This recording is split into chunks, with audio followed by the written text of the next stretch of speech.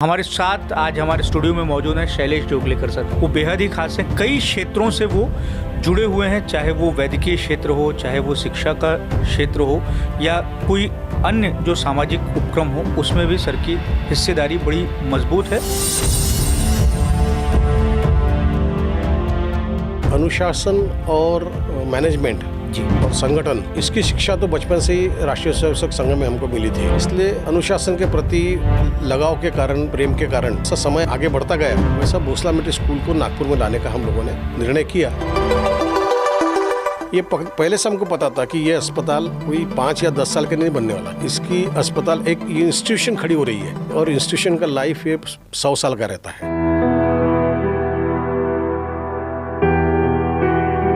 ये जो बच्चों को कैंसर होता है, इसमें उनका पैसा काफी खर्चा होता है और गरीब लोगों के इसमें होता है कि अगर ये बच्चों का सही इलाज हो और अगर वो पूरा ट्रीटमेंट प्रॉपरली कंप्लीट कर पाए तो उनकी जिंदगी में 50-60 साल ऐड होते हैं। So it's like giving a new life करके हम लोगों ने ये तय किया कि कोई भी पीडियाट्रिक पेशेंट से हम 1 पैसा भी चार्ज नहीं करते। आज जितने भी चीजें यहाँ पे डिक्लेयर हो रही है, इसको 3-4 साल तो लगेंगे खड़ा होने के लिए। महाराष्ट्र का भी और नागपुर का भी बहुत विकास होने वाला है। एक 52 एकड़ का लैंड महाराष्ट्र शासन ने हमको दिया है, उसके ऊपर में यूनिवर्सिटी खड़ी है। अनुभव काफ़ी है, लेकिन कुछ अनुभव साझा ना करना ज़्यादा बेहतर रहता है, क्योंकि उसमें दुख भी रहता है लेकिन खुशी भी रहती है। नमस्कार, स्वागत है आपका। यूसीएन पॉडकास्ट देख रहे हैं। यूसीएन पॉडकास्ट के माध्यम से हम अलग अलग शख्सियतों से, अलग अलग हस्तियों से हमारे दर्शकों को रूबरू कराते हैं, उनके कामों से रूबरू कराते हैं। आज हमारे स्टूडियो में जो ख़ास मेहमान हमारे बीच बातचीत करने के लिए मौजूद हैं, वो बेहद ही खास हैं। कई क्षेत्रों से वो जुड़े हुए हैं, चाहे वो वैद्यकीय क्षेत्र हो, चाहे वो शिक्षा का क्षेत्र हो या कोई अन्य जो सामाजिक उपक्रम हो, उसमें भी सर की हिस्सेदारी बड़ी मजबूत है और एक बहुत ही रिनाउंड नाम नागपुर शहर का, जिन्हें हम मानते हैं और अपने कामों के माध्यम से कई तरह के लोगों की वो एक तरीके से सेवा कर रहे हैं। लेकिन सर की सबसे ख़ास बात ये है कि आमतौर पर विकास की चकाचौंध में लोग शहरों के ज़्यादा नज़दीक आते हैं, लेकिन सर ऐसे हैं जिन्होंने शहर से दूरी बनाकर गांव की तरफ जाने का थोड़ा सा निश्चय किया है और बीते कई वर्षों से वो शहर की भीड़भाड़ से निकलकर गांव की तरफ में गए हैं और वहां रह रहे हैं और खेतीबाड़ी भी करते हैं। ये भी एक एस्पेक्ट है। हमारे साथ आज हमारे स्टूडियो में मौजूद हैं शैलेश जोगलेकर सर। सर, आपका बहुत बहुत स्वागत है। हम एनसीआई की बात करेंगे, भोसला मिलिट्री स्कूल की बात करेंगे या अब जो डिफेंस यूनिवर्सिटी आप बनाने का एक आपने इनिशिएटिव लिया है, उस पर भी हम बातचीत करेंगे और विस्तार से आपके बारे में हमारे दर्शकों को बताएंगे। पर शुरुआत में इसी बात से करना चाहता हूं कि ये बात बड़ी आकर्षित करती है कि लोग शहरों में आना चाहते हैं। आप शहर के एक संभ्रांत इलाके में रहते थे, वहाँ रहने की हर किसी की इच्छा होती है, वो छोड़कर आप गाँव की तरफ गए हैं। इसके पीछे की क्या सोच थी आपकी? नहीं, ऐसी कोई विशेष सोच वगैरह नहीं थी। मुझे अच्छा लगता है ग्रामीण क्षेत्र में रहना, खेत में रहना, इसलिए मैंने काफ़ी साल पहले एक अपना छोटा सा ज़मीन खरीदी थी, शहर से नज़दीक भी थी, तो इसलिए मैंने सोचा कि हम लोग वहीं चले जाएंगे, क्योंकि शहर में जो भीड़भाड़ और सब जो गड़बड़ चलती रहती है, उससे थोड़ा सा दूर रहने का मेरा मन पहले से ही था। तो मैंने वो जैसा सोचा था वैसा अपना एक मकान बना लिया। तो ये भी कहा जाता है कि आप खेती भी करते हैं, वहाँ पर खेती भी है और खेती के बीच में आपने घर बनाया है। आजकल लोग ऐसा होता है कि छुट्टियाँ मनाने के लिए, अपने स्ट्रेस को कम करने के लिए गांव की तरफ जाते हैं, फार्म हाउस में जाते हैं। आप तो आपने रहने का स्थान ही एक तरीके से गाँव को बना लिया। जगह ऐसी है, 4-5 एकड़ की जगह है। 5 एकड़ में तो मकान बनाना नहीं, मकान छोटा बनाया अपना, बाकी की जगह में खेती करता हूँ। एक सवाल मैं आपसे इस तरीके का पूछूंगा कि हम बातचीत को आगे बढ़ाएं। हमारे जो दर्शक हैं, हम एक कोशिश ये भी करते हैं कि हमारे साथ पॉडकास्ट में जो पर्सनैलिटी हमारे साथ में आए, उनसे हम बहुत हद तक हमारे दर्शकों को रूबरू करवाएं। तो शुरुआत हम कर रहे हैं और शुरुआत के क्रम में ही मैं ये जानना चाहता हूँ आपसे कि शैलेश जोगलेकर की शुरुआत किस तरीके से हुई, उसके बारे में आप बताइए। क्योंकि आपका जो थोड़ा सा बैकग्राउंड रहा है वो राष्ट्रीय स्वयंसेवक संघ से जुड़ा हुआ रहा है, आप संघ के स्वयंसेवक रहे हैं और संघ में जो एक तरीके से शिक्षा दीक्षा मिलती है समाज की सेवा करने की, अब आपने एक तरीके से अपने जीवन में ही उसको आत्मसंग कर लिया है और उसी के तरीके से आप चल रहे हैं आगे बढ़ के। तो अपने बारे में थोड़ा सा बताइए कि शैलेश जोगलेकर की शुरुआत किस तरीके से होती है, उन्हें किस तरीके से और किन किन लोगों ने, किन संस्थाओं ने उन्हें गढ़ने का काम किया? अपने स्वयं के बारे में बात करना वैसे थोड़ा सा हिचकिचाने वाली बात हो जाती है, हाँ, मोटे मोटे तौर पर जो आप बता। ऐसा है कि मेरा पूरा परिवार राष्ट्रीय स्वयंसेवक संघ से पहले से जुड़ा था, इसलिए बचपन से ही हम लोग संघ की शाखा में जाते थे। सभी प्रकार के जो संस्कार हमको जो मिले वो संघ में जाने से ही मिले। मेरा शिक्षण जो है वो 5वीं से 10वीं सीप and bearer high school Ravi Nagar में हुआ और मैंने कॉमर्स में मेरा ग्रेजुएशन हुआ जीएस कॉलेज ऑफ कॉमर्स से। उसके बाद में घर का जो हमारा पिताजी का मेरे जो बिज़नेस था, हम लोगों का इलेक्ट्रिकल कॉन्ट्रैक्टरशिप थी, उसमें मैंने बहुत जल्द उनको ज्वाइन किया। उम्र के 18वें साल में मैं ज्वाइन किया, लेकिन मन में तब से ये था कि मुझे सामाजिक कार्य ही करना है। इसलिए जैसे अपना राम मंदिर का जो आंदोलन 1989 में जो चालू हुआ, बड़ी महत्वपूर्ण भूमिका रही उसमें। हाँ, सीएम सर के साथ में आपकी। उसमें मैंने काफ़ी मेहनत किया था। बाद में मैं बजरंग दल का विदर्भ का भी प्रमुख था, लेकिन उसके बाद में हमारे संघ में हमारे ये थे, क्या कहते हैं हम लोग, हमारे मार्गदर्शक थे श्री विलास जी फडणवीस। फिर उन्होंने मुझे कहा कि नहीं, तू ये भोसला में तुझे ये मिलिट्री और इसमें ज़्यादा इंटरेस्ट है, तो ये जो भोसला मिलिट्री स्कूल है इसको हमको नागपुर में लाना है, तो आपने ये प्रोजेक्ट को देखना है। और 1994 के बाद में मैं भोसला मिलिट्री की तरफ में आकर्षित हुआ और वो प्रोजेक्ट नागपुर में स्टार्ट करने के लिए उसमें काम करना चालू कर दिया।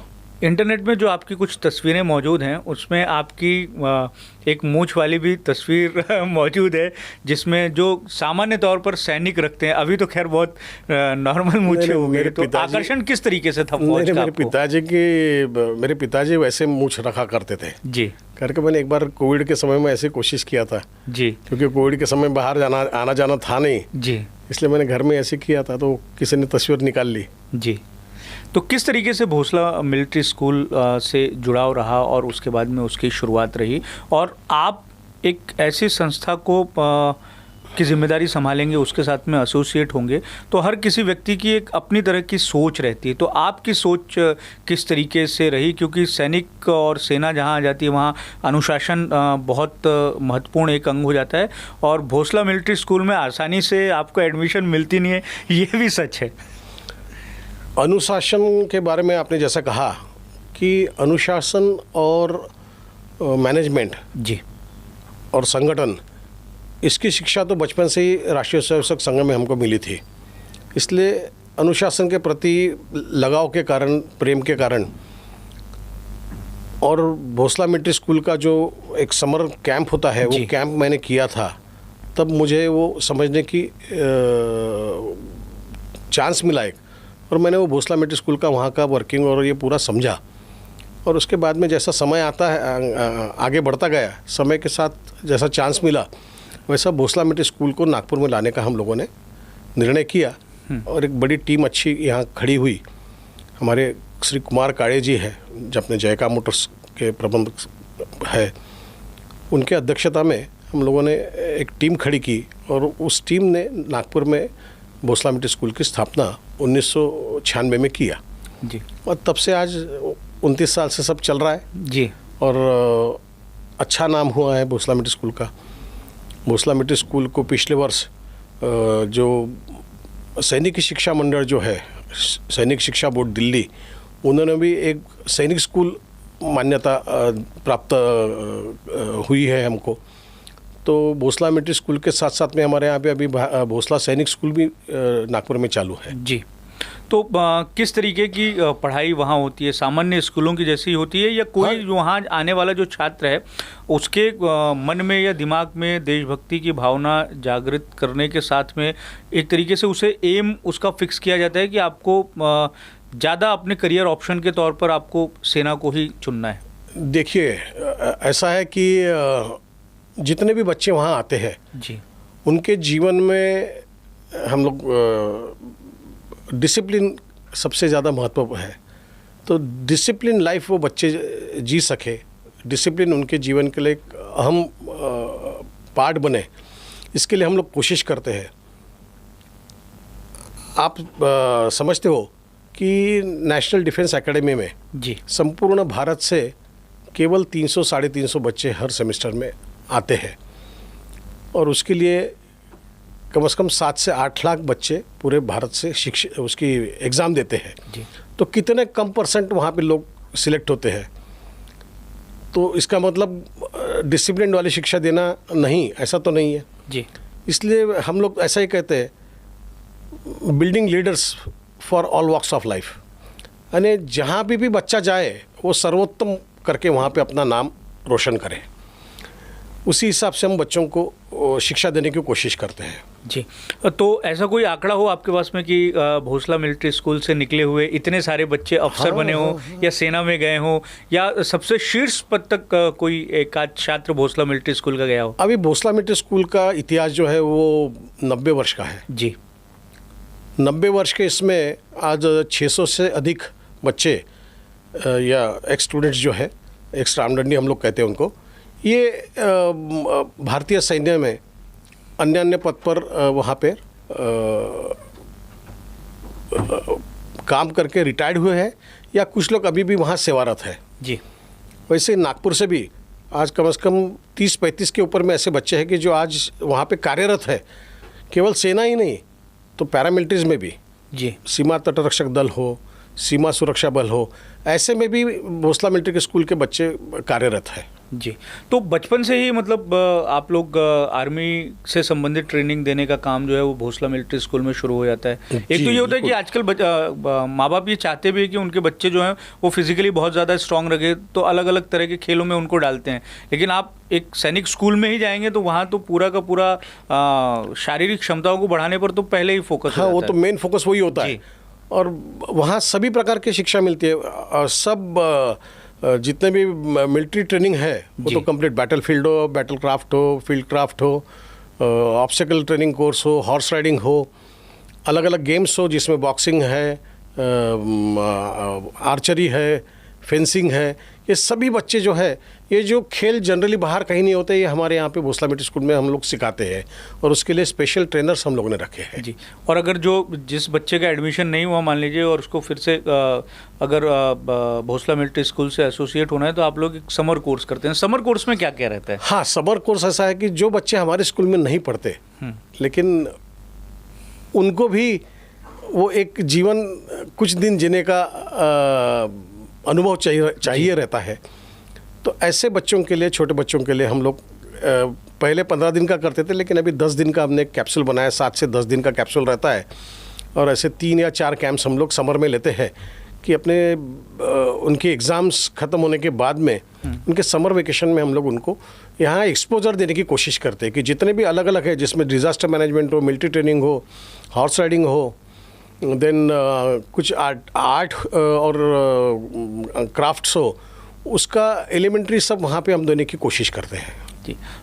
इतने सालों से आप एक सैनिक स्कूल चला रहे हैं, आपका अनुभव क्या कहता है कि एक तो सेना और देश सेवा का जहाँ एस्पेक्ट हो जाता है वहाँ तो बड़ा भावनात्मक जुड़ाव हो जाता है, लेकिन हमारे समाज में सेना के प्रति किस तरीके का भाव आपको दिखाई देता है? जो छोटे बच्चे हैं उनमें किस तरीके का भाव आपको लगता है कि दिखाई देता है? क्योंकि हम बहुत बारी देखते हैं कि बहुत ब्रिलियंट बच्चा भी जो है एक बचपन से ही उसके मन में ये भाव रहता है कि वो बड़ा होकर सेना में जाने की उसकी दिलचस्पी बहुत ज़्यादा रहती है बनिस्बत की इंजीनियर या और किसी फील्ड में वो जाए। नहीं, ये बात तो सही है, आपने बिल्कुल सही उसको ये किया है। बच्चों में सेना के प्रति बहुत श्रद्धा है और प्रेम है। जी। क्योंकि पहले कि आप देखो सब मूवीज़ या ये जो भी आता था उसमें जो सेना के प्रति जो प्रेम दिखाया गया है, प्रेम दिखाया जाता था, या टीवी में भी जितने भी अपने 15 अगस्त का कार्यक्रम हो, 26 जनवरी की अपनी परेड हो, नागपुर में भी कस्यून पार्क में जो अपना 26 जनवरी की परेड जो होती है, उसमें बचपन से ही सभी स्कूलों को वहाँ पे मैंडेटरी किया था। तो सब बच्चे आते हैं, वो देखते हैं, तब से उनको बारे में, उनको वो जो डिसिप्लिन है, जो ड्रेसिंग है, इसके बारे में एक आकर्षण रहता है, और वो आकर्षण धीरे धीरे वो श्रद्धा में बदल जाता है। ये भावना तो है ही जी, ये भावना है। अब सर एक दूसरे तरफ में हम इस बातचीत को मोड़ेंगे। मुझे लगता है कि आप जिस संस्था के साथ में जुड़े हैं, और ना केवल नागपुर, ना केवल विदर्भ, बल्कि मुझे लगता है कि सेंट्रल इंडिया के लिए एक बड़े राहत के तौर पर उस इंस्टीट्यूट को हम देख सकते हैं, क्योंकि जिस तरीके से एक भयावह बीमारी तेज़ी से हमारे समाज में फैल रही है, और उसके लिए जितनी निपुणता के साथ में और जितनी तकनीक सम्मता के साथ में उस पर उपचार होना चाहिए, वो मुझे लगता है कि नेशनल कैंसर इंस्टीट्यूट में जो है वो उपलब्ध हो रही है। हालांकि एक शिकायत ये भी है कि एनसीआई इतना दूर क्यों है शहर से, और एनसीआई के बारे में थोड़ा सा बताइए, वहाँ क्या कुछ किस तरीके से काम होता है, उसके बारे में बताइए। देवांश जी, ऐसा है, देखिए कैंसर ये कितनी भयावह बीमारी है, अभी आपने उसका वर्णन किया जी। कैंसर केवल व्यक्ति को नहीं होता, पूरा परिवार उससे आहत होता है जी। और अनफॉर्चुनेटली हमारे अपने जो आज महाराष्ट्र के मुख्यमंत्री है श्री देवेंद्र जी, इनके पिता का भी कैंसर की बीमारी के कारण, जब देवेंद्र जी काफ़ी कम उम्र में थे जी, उस वक्त उनका देहांत हुआ। तो उन्होंने इस कैंसर की बीमारी को जब ट्रीटमेंट के लिए उस ज़माने में टाटा कैंसर जाते थे जी, तो नज़दीक से वो सब वहाँ देखा था कि पेशेंट्स का हो या पेशेंट्स के परिवार को किस प्रकार से कैसे कैसे इसको जूझना पड़ता है, ये उन्होंने नज़दीक से देखा था। लेकिन उस वक्त छोटे थे, कम उम्र के थे। अनफॉर्चुनेटली मेरे घर में भी इस बीमारी का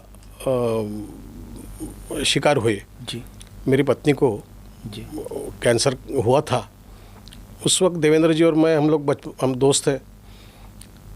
हम दोनों मित्रों ने, तीनों मित्रों ने, हम लोगों ने इस बीमारी का जो प्रवास था वो बहुत नज़दीक से और साथ में किया है जी। क्योंकि ट्रीटमेंट के लिए कहीं मुंबई जाना है, ट्रीटमेंट के लिए कहीं मद्रास जाना है, तो हम लोगों की 3-4 मित्र थे, हम लोग सब लोगों ने, हमने साथ में प्रवास किया है, और वो नज़दीक से हमने देखा है जी, कि ये किस प्रकार से लोगों के तकलीफ़ होती है। जब हमारे जैसे लोगों को जो तकलीफ़ सहन कर सकते हैं लेकिन तकलीफ़ होती है, जी, तो जो ग्रामीण क्षेत्र से, मध्य प्रदेश के भीतरी इलाके से आने वाले जो गरीब लोग रहते हैं, उनको क्या तकलीफ़ होती होंगी, इसके बारे में हम लोग हरदम चर्चा करते थे। और ऐसे ही मद्रास में ट्रीटमेंट, जब हम 2-3 महीने के लिए वहाँ थे, एक महीना हम लोग साथ में वहाँ रुके थे, तो ये ख्याल में आया कि नॉर्थ ईस्टर्न स्टेट से दक्षिण में बहुत कैंसर के पेशेंट्स वहाँ ट्रीटमेंट के लिए लाते थे। जी, ऐसा बोलने को नहीं होना, मगर अभी बोल रहा हूँ। और हमने ये देखा कि वहाँ दक्षिण भारत में एक विशेष अस्पताल था कि वहाँ पे उन पेशेंट्स को फ्री ट्रीटमेंट होती थी जी, और उनका कन्वर्शन होता था। जी, उनका कन्वर्शन होता था। तो संघर्ष शिक्षा थी हमको, हमारे मन में इसके प्रति भावनाएं उग्र हो गई कि ऐसा गलत है जी, कि आप फ्री ट्रीटमेंट देके धर्म परिवर्तन करा रहे हो। जी, तो ये बात, जैसे मैंने जब ये जिनका जिक्र किया श्री विलास फडणवीस जी, उनसे हमने आके, मैंने और देवेंद्र जी ने बात किया, उनको बताया कि ऐसा ऐसा हो रहा है, ये रोकना चाहिए, ये करना चाहिए। तब उन्होंने हम दोनों को कहा कि वो अपना जो कार्य कर रहे हैं उनका कार्य रोको मत, आप खुद का कार्य चालू करो और उनसे लंबी लाइन खींचो।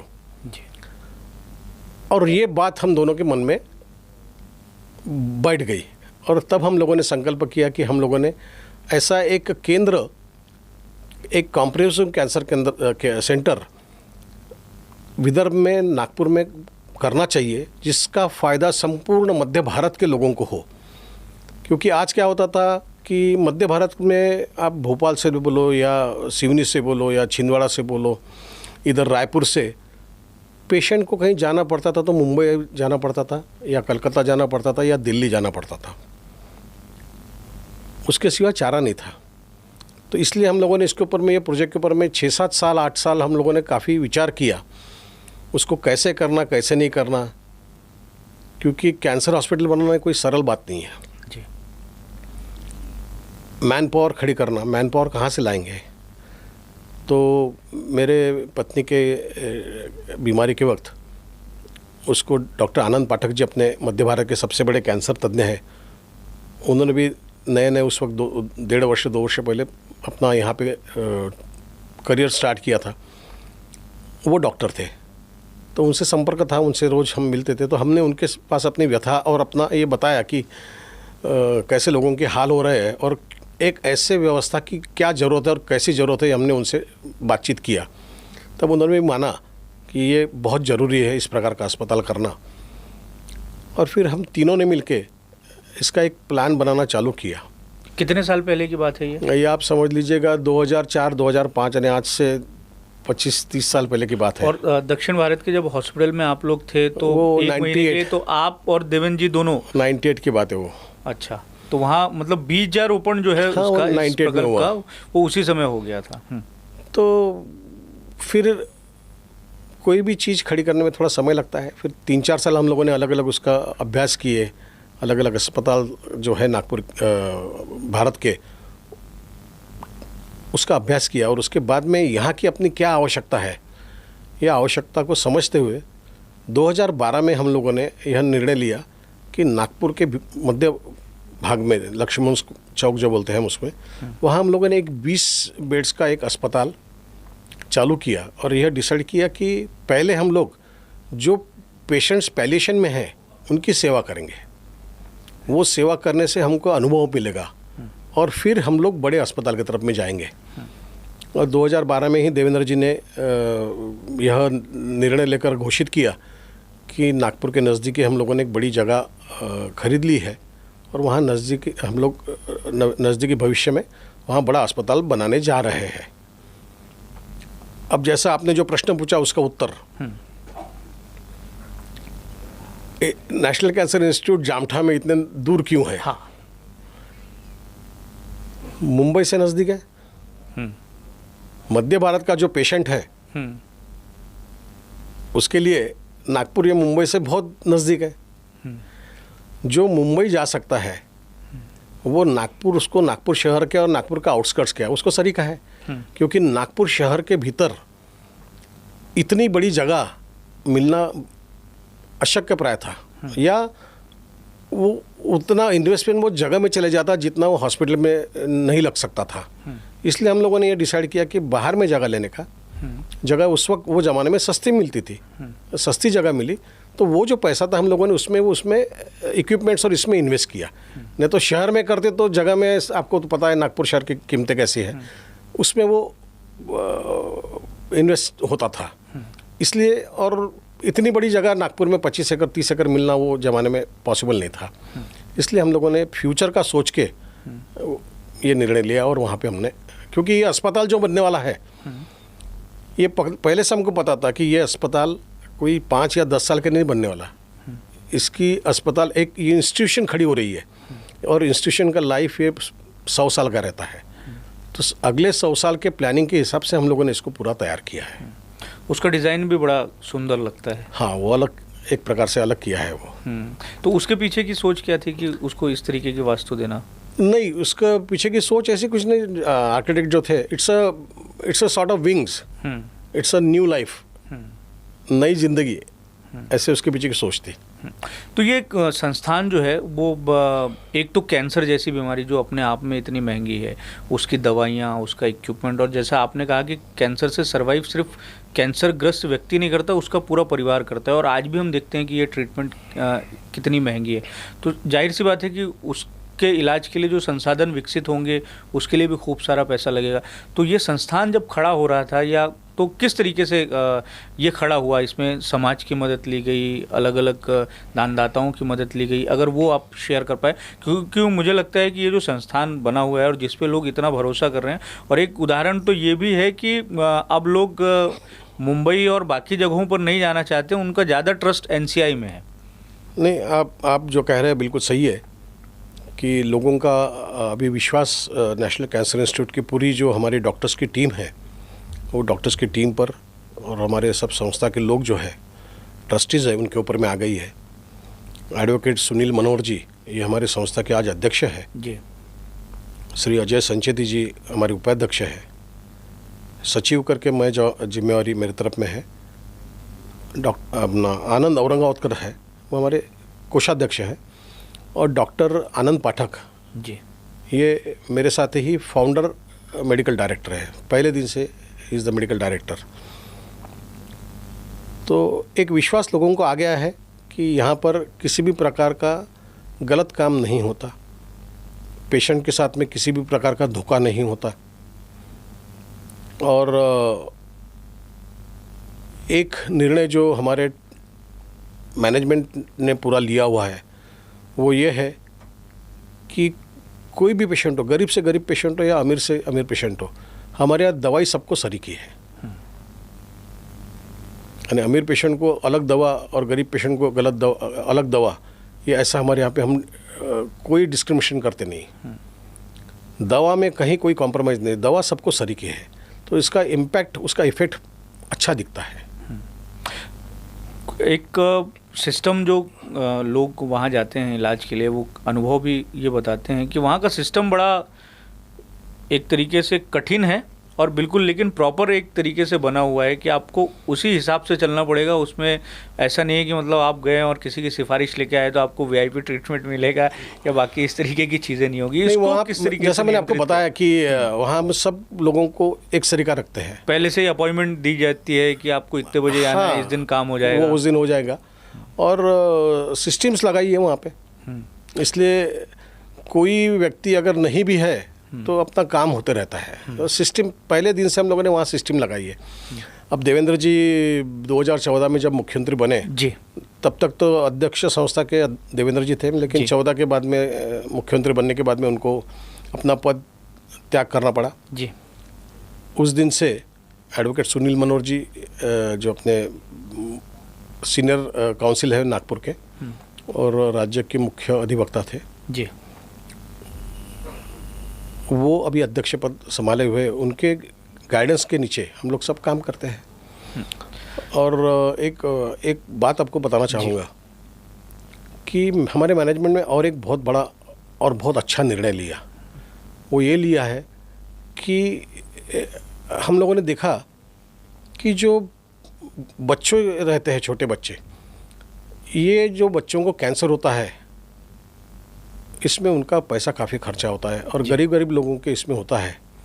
लेकिन ख्याल में ये आया कि अगर ये बच्चों का सही इलाज हो, वो इलाज का समय 1 साल, 1.5 साल, 2 साल ऐसा रहता है, और अगर वो पूरा ट्रीटमेंट प्रॉपरली कंप्लीट कर पाए तो उनकी ज़िंदगी में 50-60 साल ऐड होते हैं।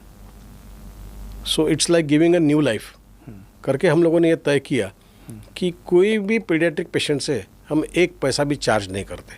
अच्छा, पूरी तरह उनको मुफ्त इलाज देते हैं और आज तक 2000 से ज़्यादा बच्चों को हमने मुफ्त इलाज दिया है, दवाई और बाकी की सब सारी सब कुछ। इतना आप संस्थान संभाल रहे हैं और आप उस बीमारी का जो दर्द है उसको आपने खुद झेला है, तो इतने बरस के बाद में और एक संस्थान के खड़े हो जाने के बाद में और उसकी सफलता के बाद में किस तरीके का एहसास होता है, किस तरीके का अनुभव आपको है? क्या कोई पेशेंट मिला हो जिसे एनसीआई में आने के बाद में नई ज़िंदगी मिली हो, एक ऐसी बीमारी जिससे वो हार रहा था, उसकी जान बेहतर चिकित्सा मिलने की वजह से बच पाई, तो ऐसा कोई अनुभव हो जो आपके बहुत दिल के करीब हो कि इस तरीके का अनुभव भी आपको आया और आपने जिस संस्थान को खड़ा किया है वो संस्थान आज इस तरीके से लोगों की सेवा कर रहा है? अनुभव काफ़ी है। लेकिन कुछ अनुभव साझा ना करना ज़्यादा बेहतर रहता है, क्योंकि उसमें दुख भी रहता है लेकिन खुशी भी रहती है। मैंने जैसा कहा कि छोटे बच्चों का जो ट्रीटमेंट हम लोग करते हैं उसमें आज हम लोग देखते हैं कि 7 साल से 8 साल से बच्चे का जीवन एकदम सुधरा हुआ है और आज वो अपने फिर से स्कूल जाना चालू कर रहे हैं, दौड़ भाग कर रहे हैं। वो देख के मन में बहुत संतोष मिलता है, बहुत संतोष मिलता है। आपने किस तरीके की पीड़ाएं झेली थी उस समय, जिस समय आप बता रहे थे कि आपकी पत्नी को कैंसर था? आपने कई जगहों पर सार्वजनिक तौर पर भी इस बात का जिक्र किया है और बताया है, कई लोग जानते हैं। और ये जो सारी चीज़ें, एक आपका दर्द और हमारे जो सीएम साहब हैं उनका दर्द, जब ये दर्द मिला तो उसके बाद में इस तरीके का संस्थान खड़ा हुआ और वो अभी सेवा कर रहा है, तो वो किस तरीके का दौर था, वो अगर आप साझा कर पाएँ। और मुझे लगता है कि ये महत्वपूर्ण इस लिहाज में होगा कि जो आज के दौर में उस अनुभव को साझा कर रहा होगा वो किस तरीके से अपने आप को स्ट्रॉन्ग रख सकता है, इसको लेकर भी अगर आप कोई बात बता पाएँ। नहीं, ऐसा हम लोग कह नहीं सकते। दुख तो सभी को होता है जी। पहले बार जब होता है तो सभी को शौक लगता है, मगर उस चीज़ को पॉजिटिवली लेना वो हम लोगों ने उसमें सीखा था। तो पॉजिटिविटी हम लोगों ने हरदम जीवन में रखी, इसीलिए हम लोग काम कर पाए। अगर निराश होकर हम लोग बैठ गए रहते तो पॉसिबल नहीं होता था ये। इसलिए हमने अपने जीवन में पॉजिटिविटी रखी और हरदम पॉजिटिवली काम किया। और संघ स्वयंसेवक थे तो हमको हमारे इसमें पहले से था कि जो भी काम करना है समाज सेवा के लिए काम करना है। तो 1998 में भी ही मेरे पिताजी का स्वर्गवास होने के बाद मैंने हमारा जो बिज़नेस था वो सब बंद कर दिया और पूर्ण मैंने समाज सेवा करने का अपना निर्णय किया और तब से ये समाज सेवा कर रहे हैं। कभी आपकी पत्नी ने भी कहा कि इस तरीके की मेरे चले जाने के बाद में आप इस तरीके से इस बीमारी को लेकर ऐसा कोई बातचीत या सारी चीज़ें हुई? अब वो चीज़ें बताने नहीं सकते हम लोग। हाँ, मतलब कुछ चीज़ें सार्वजनिक नहीं की जा सकती हैं, पर एक संतुष्टि है आपको कि मतलब हाँ, ये पूरी संतुष्टि है।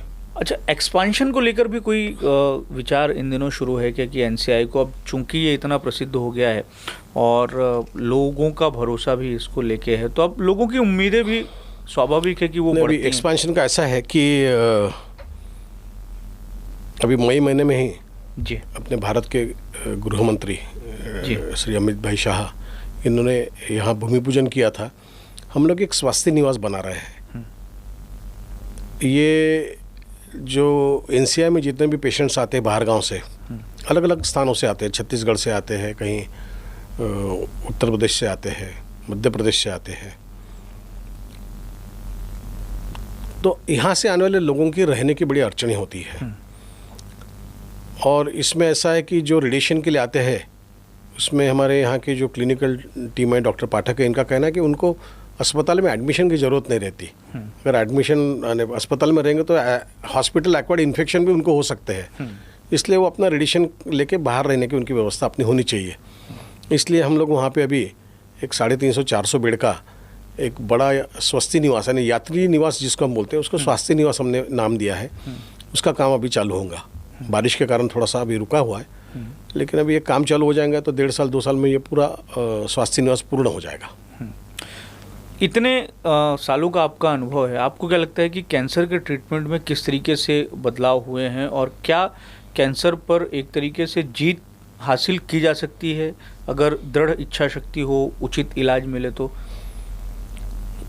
इसमें अपना मत देने के लिए मैं कोई क्लिनिकल पर्सन नहीं हूँ, डॉक्टर नहीं हूँ, मगर जो कुछ अनुभव या इनके डॉक्टर्स और क्लिनिकल टीम के साथ में जब चर्चा होती है उसमें से ये ख्याल में आया है कि साइंस तो बढ़ रहा है जी, नए नए ड्रग्स भी आ रहे हैं जी, इसमें और रिसर्च और इसकी बहुत आवश्यकता है जो डॉक्टर्स लोग सब कर रहे हैं अभी जी।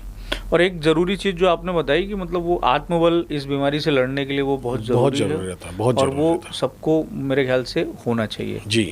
अब एक दूसरी तरफ हम बढ़ते हैं सर कि कई सारी चीज़ें जो हैं आपके माध्यम से एक तरीके से हम कह सकते हैं कि नागपुर या सेंट्रल इंडिया के लिहाज से बड़ी यूनिक सी साबित हुई। जैसे और इसमें आपके जो मित्र हैं हमारे माननीय मुख्यमंत्री देवेंद्र फडणवीस, उनका बड़ा एक तरीके से सहयोग भी रहा है। एनसीआई को हम देखते हैं, चाहे वो भोसला मिलिट्री स्कूल को देखते हैं। अब एक नया इनिशिएटिव आप लोगों ने लिया है देश की पहली प्राइवेट डिफेंस यूनिवर्सिटी बनाने का, उसको लेके भी चल रहे हैं। तो मतलब इससे ये समझ में आता है कि जो निर्णय लिए जा रहे हैं वो कितने विजनरी हैं और आगे चलकर उनको उसको लेकर किस तरीके की सोच जो है वो है। स्वाभाविक सी बात है कि उसमें हमारे जो सीएम साहब हैं उनकी भी मजबूत हिस्सेदारी होगी, भागीदारी होगी। उसके बारे में बताइए कि इसका प्लान किस तरीके से आया और ये संकल्पना कहाँ से आई और उसमें किस दिशा में काम हो रहा है। भोसला यूनिवर्सिटी स्टार्ट करने का फैसला हमारा पिछले एक साल भर से इसके ऊपर में चर्चा चल रही थी। किस प्रकार से यूनिवर्सिटी का गठन होना चाहिए, उसमें किस प्रकार से कोर्सेस होने चाहिए, इसके ऊपर में विविध स्तर पर हमारी चर्चाएं चल रही थी। उसी के अंतर्गत मई महीने में हम लोगों ने दिल्ली में अपने भारत के जितने भी एकेडमिशियंस हैं, टॉप एकेडमिशियंस, इन सब लोगों को इकट्ठा किया था और उनसे चर्चा की थी कि आने वाला जो समय है इस काल में किस प्रकार के यूनिवर्सिटी तो करना है, यूनिवर्सिटी में किस प्रकार के कोर्सेस और उसका लक्ष्य क्या होना चाहिए। तो उस वक्त 14-15 ऐसे जो टॉप एकेडमिशियंस हैं उसमें अलग अलग सब थे टॉप लोग। तो उनकी सबकी एक अपनी राय बनी कि जो हमारी संस्था है central Hindu military education society, इसका अपना एक इतिहास है। 1935 में डॉक्टर बालकृष्ण शिवराम जी मुंजे इन्होंने इसकी स्थापना की थी और 1937 में भोसला मिलिट्री स्कूल स्टार्ट की। आज उसकी अपनी एक 90 वर्ष की परंपरा है, तो जिसको हम लीगेसी कहते हैं। तो अपने 90 वर्ष की लीगेसी को कायम रखते हुए CHME सोसाइटी ने डिफेंस में ही यूनिवर्सिटी का स्थापन करना चाहिए, ऐसे सब लोगों का एक मत वहाँ पे व्यक्त सबने किया। वो उसको और उसके ऊपर में काफ़ी चर्चा और विचार कर यह हम लोगों ने डिसाइड किया कि अगर हमको डिफेंस में यूनिवर्सिटी करना है तो भारत की अगले 30-35 साल की आवश्यकताएं क्या रहने वाली है, इसके ऊपर में सबके साथ में चर्चा होना आवश्यक है। इसलिए हम लोगों ने एक छोटा एजेंडा तैयार किया। कुछ हमारे मन में जो अभ्यासक्रम था कि किस प्रकार का अभ्यासक्रम होना चाहिए डिफेंस यूनिवर्सिटी का, वो हमने एक टेंटेटिव उसका प्लान किया और अपने भारत के जो वरिष्ठ रिटायर्ड जो सैनिक अधिकारी है वो और वही अपना डिफेंस क्षेत्र में अपना स्थान जिन्होंने बनाया है, ऐसे कुछ लोगों को हम लोगों ने नागपुर में एक चर्चा सत्र के लिए 4 दिन पहले बुलाया था। उसमें कुछ उद्योगपति भी जी थे कि जो डिफेंस में जिनका प्रोडक्शन में काफ़ी बड़ा नाम है या उनका बड़ा काम है, जो अपने देश के डिफेंस उत्पादन में बहुत अहम भूमिका निभाते हैं। तो ऐसे सबके साथ में हमने बैठकर चर्चा की और ये समझने की कोशिश की कि अगले 20-25-30 साल का हमारा क्या रिक्वायरमेंट रहने वाली है। तब ये ख्याल में आया कि सबसे बड़ी रिक्वायरमेंट मैन पावर की रहने वाली है। टेक्नोलॉजी डेवलपमेंट R&D, इसमें मनुष्य बल जो है ये सबसे महत्वपूर्ण है और आज उस प्रकार का मनुष्य बल हमारे पास में बहुत कम है। और जिस प्रकार से हमको बढ़ना है, आने वाले जो 30-35 साल के चैलेंजेस है, अभी हमने ऑपरेशन सिंदूर देखा, इस सिंदूर में पूरा आपका वॉर का सिनेरियो पूरा चेंज था। एक भी सैनिक, भारतीय सैनिक इंटरनेशनल बॉर्डर क्रॉस करके गया नहीं, न उनका इधर आया है, सब बाहर से अपने अपने जगह से इन्होंने खेला। तो एक ये सिनेरियो चेंज हुआ है। तो इसमें किस प्रकार से डिफेंस की मैन्युफैक्चरिंग होगी और डिफेंस मैन्युफैक्चरिंग में क्या क्या किस प्रकार के लोगों की आवश्यकता रहेंगी। आज डिफेंस इंडस्ट्री के सामने सबसे बड़ा चैलेंज है सर्टिफिकेशन का। जो सर्टिफिकेशन लगता है कि क्या किस प्रकार से बनाना है, उसके टेस्टिंग क्या है, कैसे है, इसके बहुत कम लोग ये है। आज सर्टिफिकेशन और टेस्टिंग के लिए 3-3 साल 4-4 साल लगते हैं, तब तक वो प्रोडक्शन एब्सोल्यूट होने के नज़दीक आ जाता है, उसका लाइफ कंप्लीट होने के इसमें आ जाता है। तो ये सब चीज़ों के ऊपर में ध्यान में रख के हम लोगों ने इस सब विशेषज्ञों का एक यहाँ पे बैठक ली थी और उसमें से उनसे चर्चा की है। अभी आगे के नेक्स्ट जो है जो भी प्रक्रिया है, प्रक्रिया में से हम गुजरेंगे, उसको प्रक्रिया पूरी करेंगे। हम लोग कोशिश करें कि इसको distinct deem to be university का दर्जा प्राप्त हो। उस हिसाब से हम केंद्र सरकार की तरफ में जाएंगे और नागपुर के नज़दीकी भोसला मिडिल स्कूल के बाजू एक 52 एकड़ का लैंड महाराष्ट्र शासन ने हमको दिया है, उसके ऊपर में यूनिवर्सिटी खड़ी होगी। नागपुर को जो हम देखते हैं एक तरीके से डिफेंस सेक्टर का, एक मैन्युफैक्चरिंग सेक्टर का एक बड़ा हब देखते हैं, चाहे वो अभी प्राइवेट सेक्टर की सोलार इंडस्ट्रीज़ हो या पहले अंबाझरी आयुध निर्माणी हो या भंडारा में जवाहर जो आयुध निर्माणी है जवाहर नगर में वो हो, खामगांव तो मतलब पहले से ही फोकस रहा है नागपुर और आसपास के इलाकों को कि इसको डिफेंस मैन्युफैक्चरिंग के सेक्टर में बहुत ज़्यादा ग्रोथ कर दें। अब तक ये होता था कि अगर जैसे यूनिवर्सिटी जो है वो पहले सरकारी हुआ करती थी, सरकार रिक्रूटमेंट करती थी, फिर उसके बाद में वो ट्रेनिंग पर किसी मैन पावर के खर्च करती थी और फिर उसके बाद में उसका इस्तेमाल होता था। अब ये सिस्टम हो जाएगा कि आपकी यूनिवर्सिटी है, वहाँ पे स्टूडेंट्स आएंगे, उसका एडमिशन का आप जो भी उसका प्रक्रिया रखें, उसके बाद में उसको पढ़ाई के साथ साथ में एक तरीके से पूरी ट्रेनिंग मिल जाएगी। तो किसी सेक्टर को अपने यहाँ रिक्रूट करने के बाद में ट्रेनिंग देने की का जो समय है वो यूनिवर्सिटी उस गैप को पहले ही भर देगी। जी, वही कोशिश है हमारी, क्योंकि आने वाला समय जो है ये अपने आत्मनिर्भर भारत जो हम लोग कहते हैं इन डिफेंस प्रोडक्शन, उसके तरफ में सबसे ज़्यादा लक्ष्य रहने वाला है और उसके ऊपर में अभी से डिफेंस प्रोडक्शन कंपनियों ने भी काम करना चालू किया है। तो किस किस तरीके के कोर्स रहेंगे, उसका कुछ ब्लूप्रिंट बना हो या अभी वो बहुत फाइनल स्टेज अभी चल रहा है, अभी तो शुरुआती इट इज़ इनिशियल स्टेजेस में है, इसी इनिशियल स्टेज में है, लेकिन आने वाले समय में हम ये देखेंगे कि देश की पहली प्राइवेट सेक्टर की डिफेंस यूनिवर्सिटी जो है वो हमारे नागपुर में होगी। चलिए सर, अब हम आगे बढ़ते हैं। ये जो सारे काम आप कर रहे हैं, इन सब कामों को करने के पीछे एक जो मजबूत शक्ति है वो दिखाई देती है हमें देवेंद्र फडणवीस के रूप में, जो हमारे मुख्यमंत्री हैं। शपथ ग्रहण जब उनका दूसरी बार हुआ, नागपुर और विदर्भ के लोग जो थे वो जो पहला उनका कार्यकाल देखा, फिर उसके बाद का जो चीज़ें रही और उसको लेके विदर्भ के लोगों में एक तरीके की स्वाभाविक से नाराज़गी थी कि किस तरीके से सारी राजनीतिक स्थितियां परिस्थितियां हुई। और उसके बाद में फिर जब देवेंद्र फडणवीस का कमबैक हुआ और उसके बाद में जो ऐतिहासिक शपथ ग्रहण समारोह आज़ाद मैदान में हुआ, वहाँ हम भी मौजूद थे, आप भी मौजूद थे और वो सारा दृश्य भी हमने देखा। तो एक मजबूत कड़ी के तौर पर वो इन सारे कामों के पीछे खड़े हुए हैं। देवेंद्र फडणवीस की पर्सनैलिटी को आप किस तरीके से रेखांकित करेंगे? वो तो आपके दोस्त भी हैं, तो आप बहुत ज़्यादा अच्छे से बता पाएंगे। बहुत डिफिकल्ट है फिर भी अगर आप समझा पाएँ। देवेंद्र जी का जो व्यक्तित्व है, वैसे देखो तो बहुत सरल व्यक्तित्व है। कोई भी उनके पास में कभी भी जाओ, कभी भी मिलो, कभी भी मिलते हैं। आप लोगों को भी अनुभव होगा, रात को 1 बजे भी आप उनको मैसेज करेंगे तो आपको मैसेज का जवाब आपको मिल जाता है। तो व्यक्तित्व एकदम सरल है उनका। तो इतनी बड़ी पर्सनालिटी का बहुत छोटा सा आपने संक्षेप में जवाब दे दिया। वही है ना, सरल है करके। अगर कॉम्प्लिकेटेड रहता तो बहुत कॉम्प्लिकेशंस क्रिएट होते हैं। बहुत सरल व्यक्तित्व है उसका। और दोस्त के तौर पर? नहीं, बस वही बोला ना, सरल है एकदम। दोस्तों के लिए भी सरल? हाँ, एकदम। आने वाले समय में आप जिस तरीके से फोकस हमें दिखाई दे रहा है और वास्तविक तौर पर वो फोकस दिखाई दे रहा है, अब हम मीडिया के फील्ड में तो हम ये देखते हैं कि जो सरकारी प्रेस रिलीज आती है, हर सप्ताह में 2 से 3 ऐसे घटनाक्रम होते हैं जो विदर्भ से जुड़े होते हैं। कभी इस इंस्टीट्यूट का इससे करार हो रहा है, विदर्भ के लिए ये हो रहा है, ये सारी चीज़ें जो है वो होती हुई दिखाई दे रही।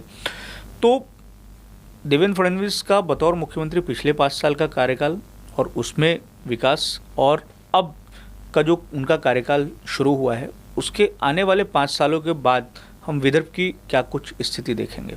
जो जितने भी अभी प्रकल्प घोषित हुए हैं और उनका काम यहाँ जो चालू हो रहा है, हम लोग देख रहे हैं कि काम प्रत्यक्ष रूप में चालू हुआ है। उसको ऊपर आने के लिए 3-4 साल का समय तो लगता ही है। वो आने के बाद 5 साल के बाद नागपुर का सीन टोटल बदलने वाला है। आज जितने भी चीज़ें यहाँ पे डिक्लेयर हो रही है, इसको 3-4 साल तो लगेंगे खड़ा होने के लिए।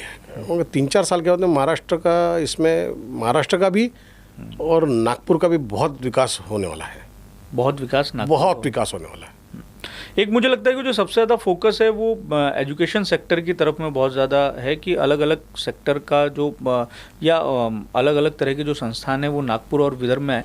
आप ऑफ द रिकॉर्ड चर्चा में एक बड़ी दिलचस्प बात बता रहे थे कि कई विश्व के ऐसे देश हैं जिनकी इकोनॉमी जो है वो सिर्फ स्टूडेंट्स के भरोसे चल रही है, तो उस इकोनॉमी को ब्रेक करके अपने यहाँ अपनी इकोनॉमी को हम किस तरीके से बूस्ट कर सकते हैं एजुकेशन के तौर पर, और नई नई चीज़ें किस तरीके से हमारे छात्रों तक पहुंचा सकते हैं, इसको लेकर बहुत ज़्यादा फोकस दिखाई दे रहा है। तो इसको अगर थोड़ा सा आप एक्सप्लेन करके बताएं, वो इकोनॉमिक जो है मुझे लगता है कि हमारे दर्शकों को भी समझनी चाहिए। नहीं, ऐसा है, हम लोग देखते हैं कि हर वर्ष अमेरिका, ब्रिटेन, ये स्पेसिफिक ये दो देशों में भारत से कितने बच्चे पढ़ने के लिए जाते हैं जी।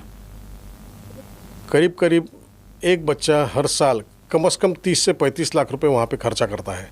एजुकेशन फीस, वहाँ का रहना, वहाँ का खाना, ये वो। उसके घर के लोग जाके वहाँ पे 2 साल के बाद में उसके ग्रेजुएशन के लिए जाते हैं, उसमें 2-4-5 लाख खर्चा होते हैं, ये है वो है। तो फिर जाके वहाँ टूरिज़्म होता है। तो ये सब अगर हमको कहीं ना कहीं ब्रेक करना है तो हम वो यूनिवर्सिटीज़ हम लोगों ने अपने यहाँ खड़ी करना, ये उसका काउंटर था, और ये वो देवेंद्र जी ने किया है। आज मुंबई में उन्होंने 25-30 यूनिवर्सिटीज़ को जगह देके वो यूनिवर्सिटीज़ यहाँ आते हैं, तो जो ये स्टूडेंट्स के साथ में जो पैसा जो बाहर जा रहा था, वो हमारा पैसा हमारे ही यहीं पे वो रहेगा, और बच्चों को उस प्रकार की शिक्षा भी मिलेगी। ये दोनों उन्होंने एक ही इसमें साध्य करने का कोशिश किया है।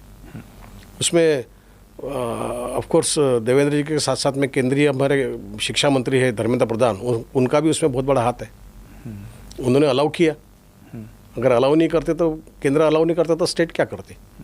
तो आने वाले समय में बहुत सारी चीज़ें जो है वो हमें बदली हुई दिखाई देंगी, महाराष्ट्र के लिहाज से और विदर्भ के लिहाज से। जी। शैलेश जोगलेकर सर, आप हमारे स्टूडियो में आए, कई विषयों पर आपसे बातचीत हुई, और एक तरीके से एनसीआई पर तो हम आपसे बातचीत करना ही चाहते थे, क्योंकि आपको भी प्रत्यक्ष तौर पर जो लोग मिलते होंगे और एनसीआई के संबंध में जो अपनी भावनाएं व्यक्त करते होंगे, उससे आप भी परिचित हुए होंगे कि कितनी बड़ी राहत एनसीआई संस्था के तौर पर जो है हमारे सेंट्रल इंडिया को मिल रही है। आप हमारे स्टूडियो में आए, समय निकाल के आए और भरा पूरा समय दिया आपने। इतने आपकी व्यस्तताएं हैं, इतने आपके काम हैं, उन सब से निकल कर आपका बहुत बहुत शुक्रिया। बहुत बहुत धन्यवाद देवाशीष जी।